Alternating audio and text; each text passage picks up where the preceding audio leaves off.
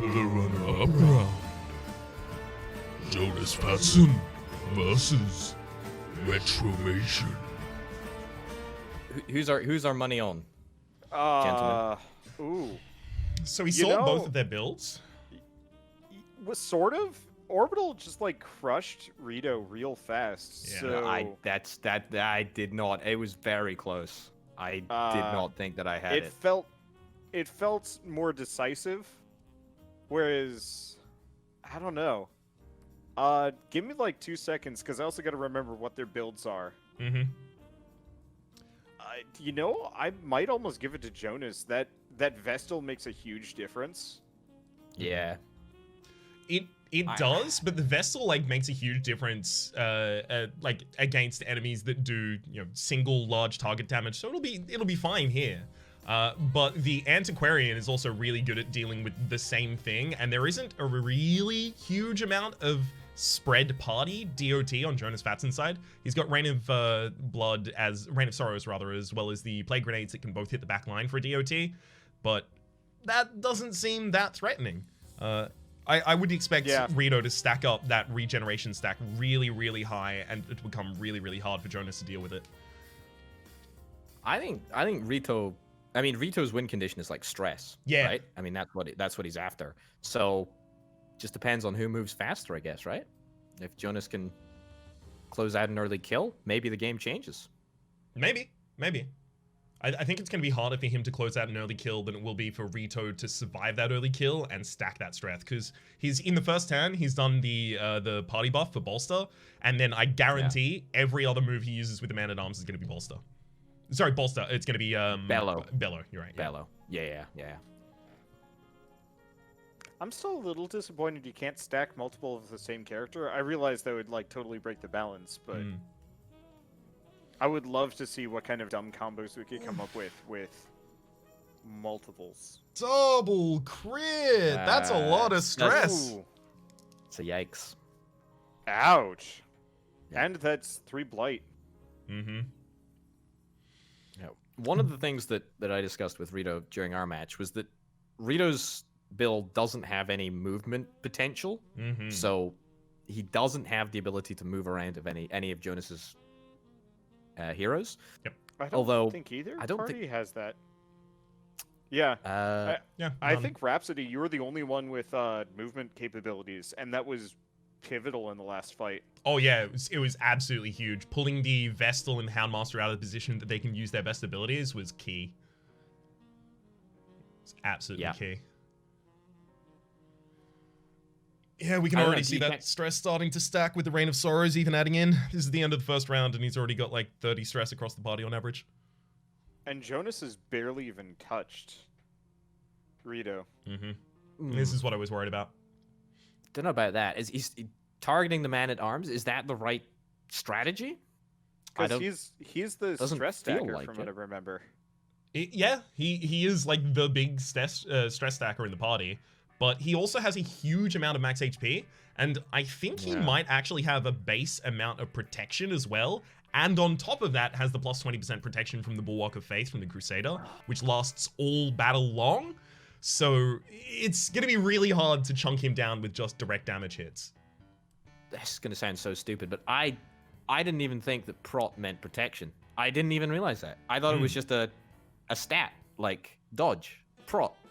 Yeah. I honestly didn't think that it was it stood for protection. Yeah. I mean, sometimes you just bypass the game mechanics like that. You just don't think about it in terms of like its real world analog. You just think, oh, that's prot. Yep, that's the stat that you use for that. Got it. Yeah. Oh, man. Jeez Louise. So Wonder, how did your match with Jonas go on the commentary side, on the inside? How was the balancing of that?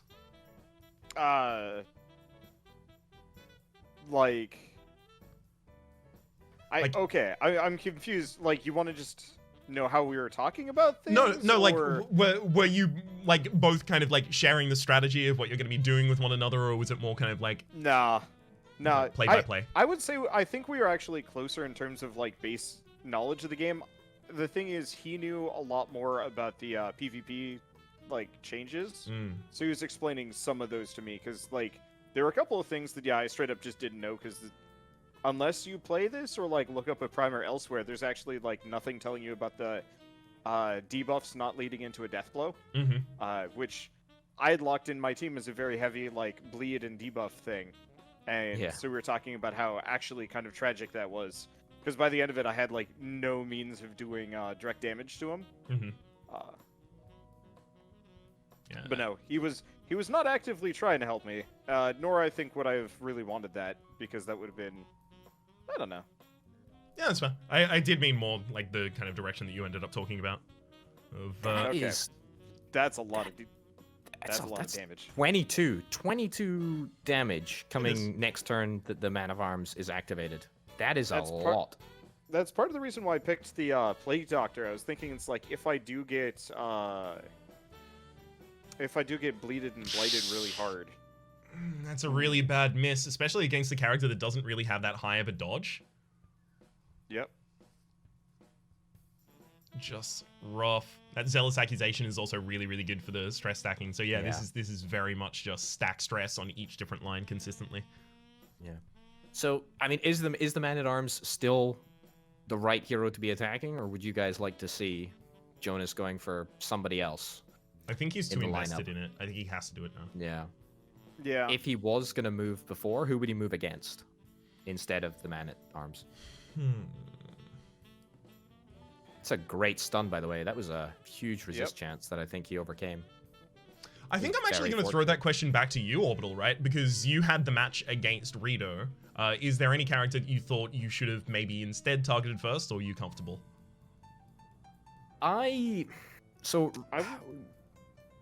I was going to say, going for the Antiquarian might have made slightly more sense because she's a lot easier to take down. The Man-at-Arms has, well, he's got a 50 prot. I feel like Jonas should have just left the debuffs, you know, the damage over times, and started spreading them around because I think he might have focused too hard on the Man-at-Arms.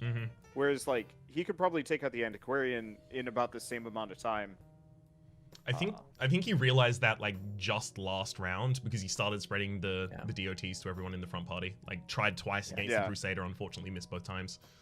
I'm gonna say, look, when I versed Rito, he didn't utilize the Antiquarian's heal like at all.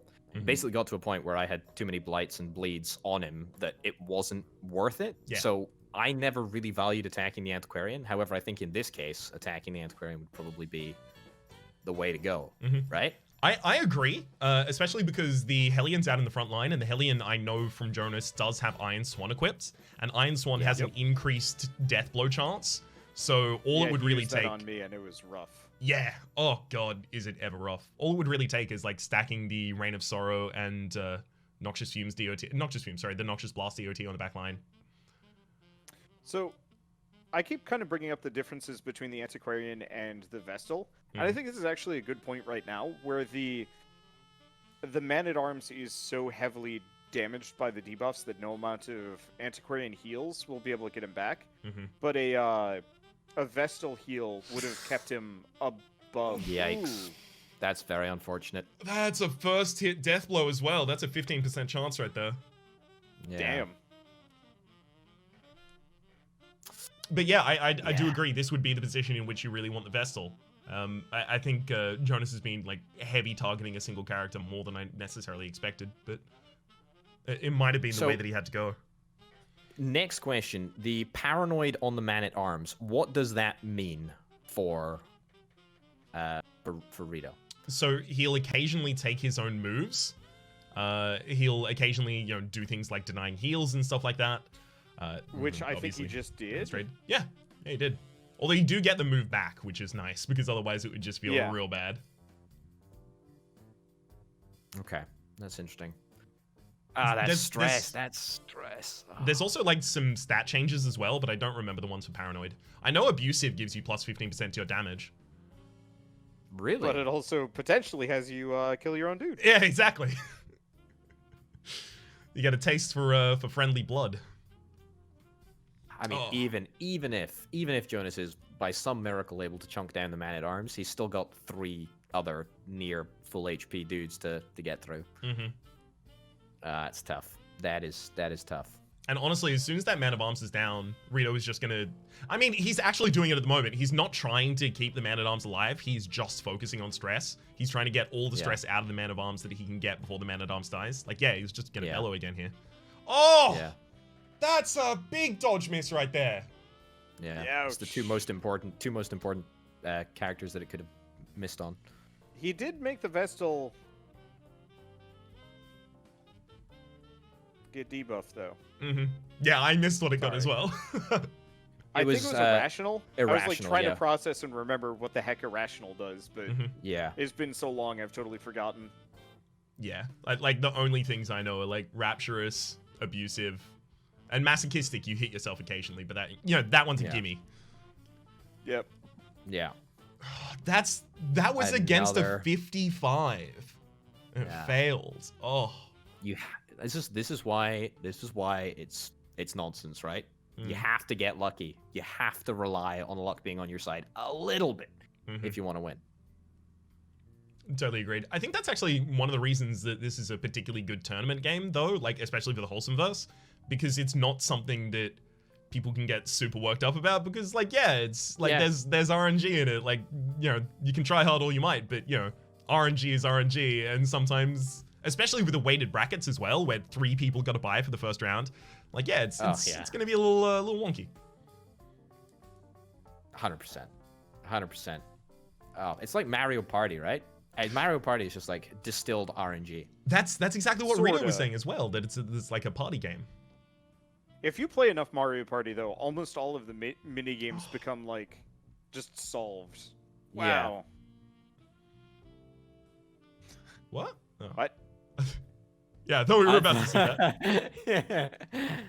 But yeah, that was a 45 and another miss. At this point, I mean, what do we think Jonas is saying right now? Can you give me your best Jonas impression, Rhapsody? I can't do Canadian is the thing. I've got no Canadian accent whatsoever. Sorry, guys. Sorry about that. Yeah, I think I'm probably gonna lose this one. Yeah, the stress is just getting too high on my characters. I don't know why I'm giving him a deeper voice than mine. I guess his voice is naturally deeper than my performative voice, but my normal voice is kind of as deep as his. Yeah.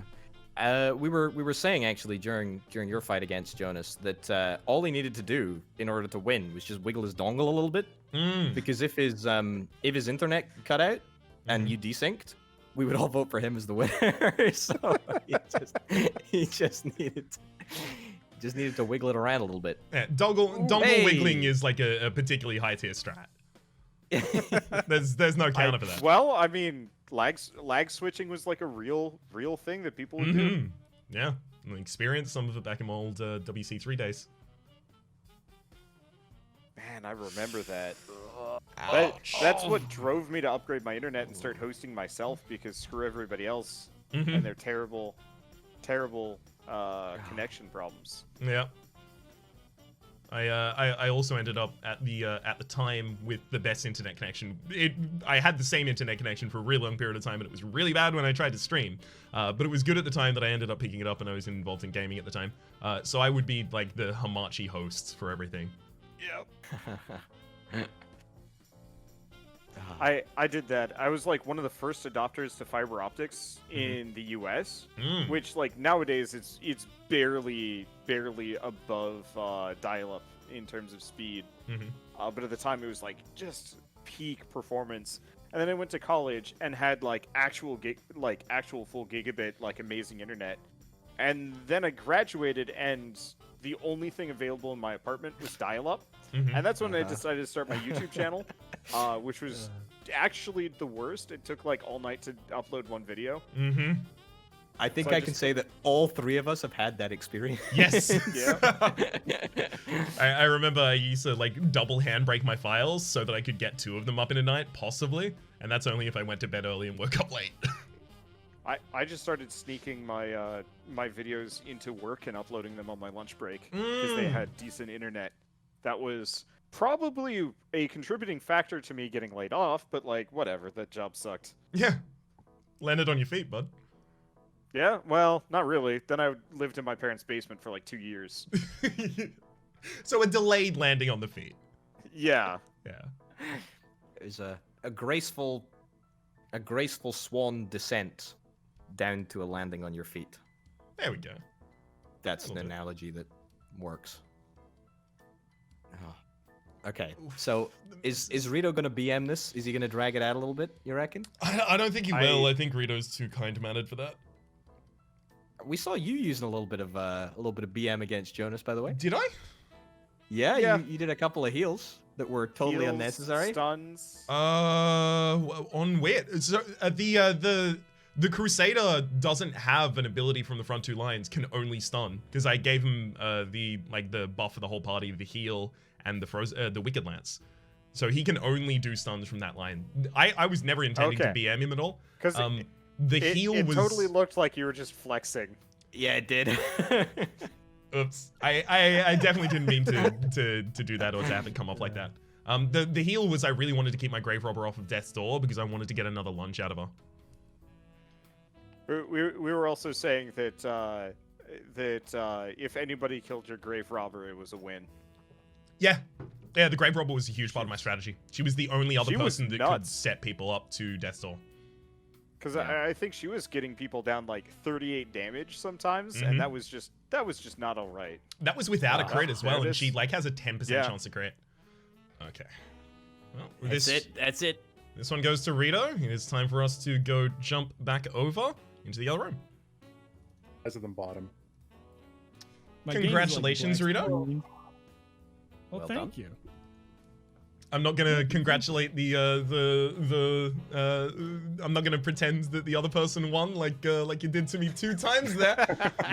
But I will also say congratulations, Jonas. It's good Yeah. holding up against Rito's onslaught there. Yeah. You had a good team.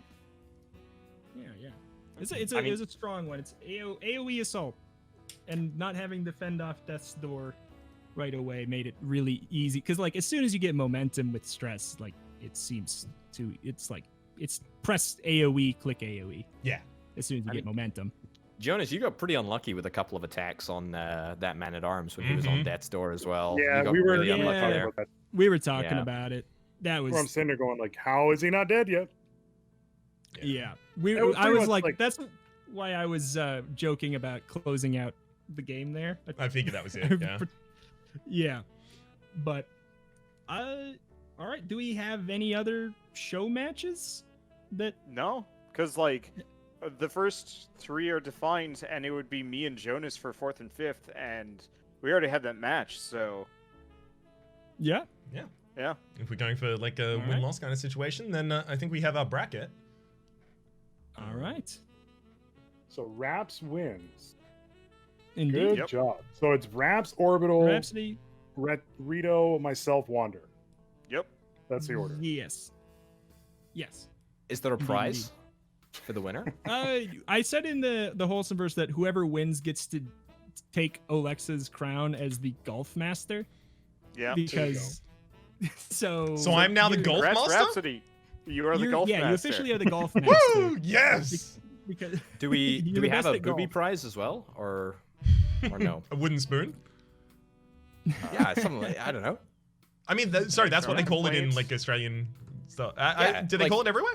The wooden spoon for the loss? That's yeah. Yeah. Well, I've never heard this in my life. Yeah, I've you never know, heard of it if, before. if you're memeing hard, you know, you give the real prize to the person that came 5th place. That's Wonder what you are now, the golf master. I kept the crown for Yay. a second, but now I have to pass it on. Indeed.